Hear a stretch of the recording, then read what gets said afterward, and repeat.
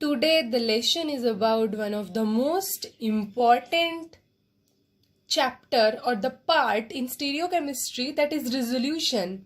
In stereochemistry we have read about many R and S conformations of many compounds, but in this chapter or in this part we just get to know how to separate them. Now if we give a explanation to it, I have just quoted the Claydon.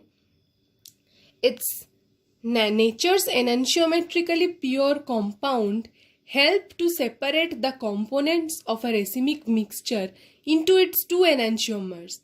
This process is called resolution.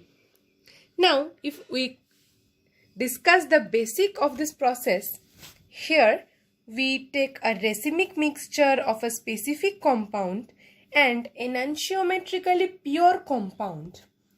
Usually, natural compounds are enantiometrically pure, so we can easily use that. Let the compound is R, stereoisomer R of a compound.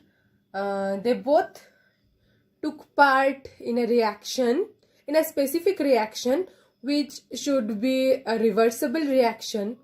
In step 1, I have just write like that, we get R, S, R. We know that the enantiometrically pure compound, which is natural, is R in its configuration. So once it reacts with the R conformation of the racemic mixture and again with the S conformation of the racemic mixture. Now, as they are now two diastereomers, so the diastereomers have different physical properties like dipole moment, which is specific, as easily they can be separated chromatographically. So in step 2 we separate the two diastereomer chromatographically, and then they are separated like RR and RS. Now I have already said that the first step is reversible. So the reversible step of the first step is done and we get R and S separately. This is the basic process of resolution. Now the example. As compound to be separated, here we take a racemic mixture of alcohol. Let this be like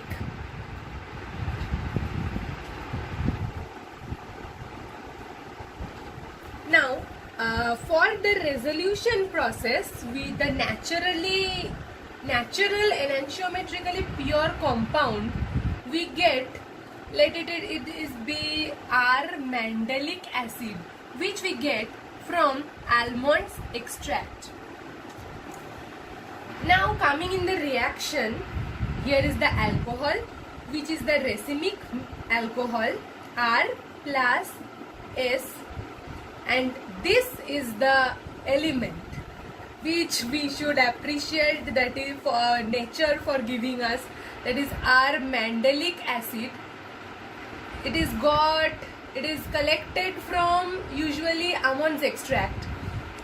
Now this is an acid and this is an alcohol. So the only reversible process that come into our mind is esterification.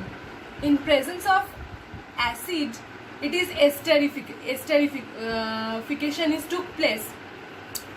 Now this mixture is a diastereomer, but each one are enantiometrically pure. This will be discussed later. This is a little bit conceptual. Now from this mixture, it is, here is R that I have already shown, RR and RS. This is separated SR. This is separated chromatographically. Now chromatography is used because here is two diastereomer. Diastereomers are usually differ in their dipole moment, which favors the process of chromatography. Now the people who are very little, who don't know about chromatography, chromatography is a process where different dipole moment, the compounds which differ in dipole moments are separated differently. That means two compounds are separated according to their dipole moment. Now, I will discuss it later, obviously. In one line it's difficult to describe. Now we get two diastereomer. Now I have already said that these diastereomers, they are diastereomer, but each are enantiometrically pure. I will discuss it later. This is a ester and this is a ester. I have said that this is already R. This may be R or this may be R, but I am just letting that this is R. Now this center is R. I am supposing that this center is R, this center is S, and this is R. Now it is already R.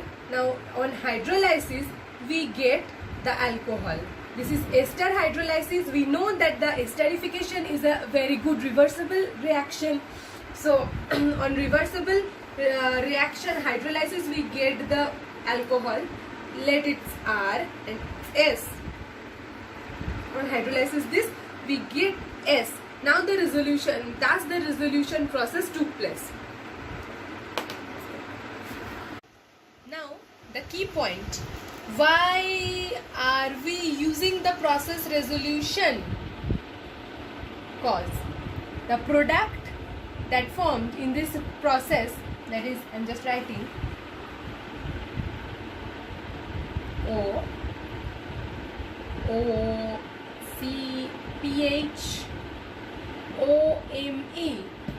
This is diastereo. This is a mixture.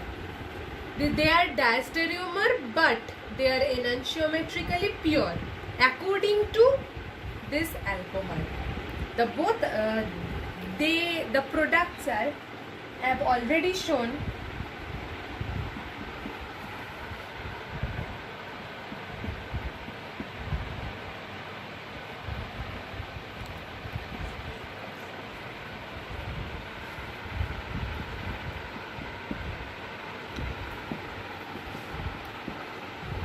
Our mission is to isolate this and this. Now, as our mandelic acid is natural, so this is always constant. This configuration is always constant. So the enantiometrically pure compounds are locked differently in this mixture. The enantiometrically pure compounds are locked in this mixture, but the products are diastereomer to each other. Diastereomer means which are stereoisomer of each other, but they are not mirror image of each other. So this is the key point. This is the key reason we are using the resolution process, not another process. And this is only possible because we are using natural acid or natural whatever, which is enantiometrically pure. This agent need to be enantiometrically pure because otherwise they cannot lock the enantiometrically pure compounds in the mixture separately.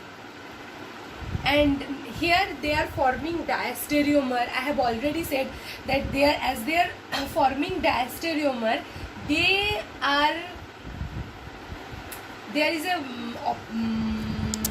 is a plus point, that is they have different dipole moments. So we can easily separate them through chromatography, easily, very easily. That is why resolution is used, and that is the reason I have said before that diastereomer, but they are enantiometrically pure. This means that, okay.